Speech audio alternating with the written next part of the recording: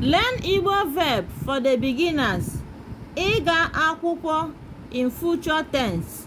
Ya bụ tensi ngan'ihu in Igbo. Igbo, English. Number 1 sentence says, M ga-aga akwụkwọ echi. M ga-aga akwụkwọ echi. Meaning, I will go to school tomorrow.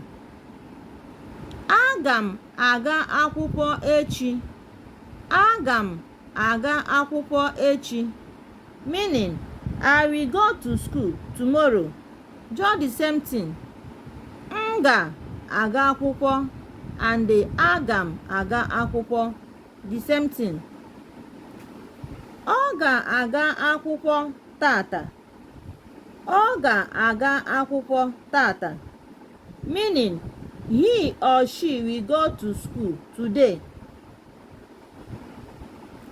Ha ga-aga akwụkwọ n'elekere asaa n'ụtụtụ Fraịde. Ha ga-aga akwụkwọ n'elekere asaa n'ụtụtụ Fraịde. Meaning, they will go to school at 7 o'clock on Friday morning. Ị ga-aga akwụkwọ na uhuruchi a? Ị ga-aga akwụkwọ na uhuruchi a?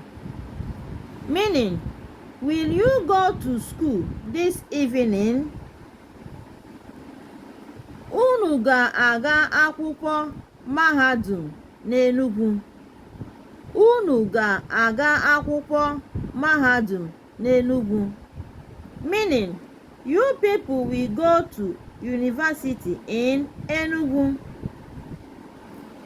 Anyị ga-aga akwụkwọ n'oge echi n'ụtụtụ. Anyị ga-aga akwụkwọ n'oge echi n'ụtụtụ. Meaning, we will go to school on time tomorrow morning. Remember, ga-aga, it shows you that the sentence is in future. It's a future tense. Ga. This auxiliary verb ga shows you that the sentence is in future. It is in future. Like and share our videos. Follow us for more. Subscribe to our channel, guys, please.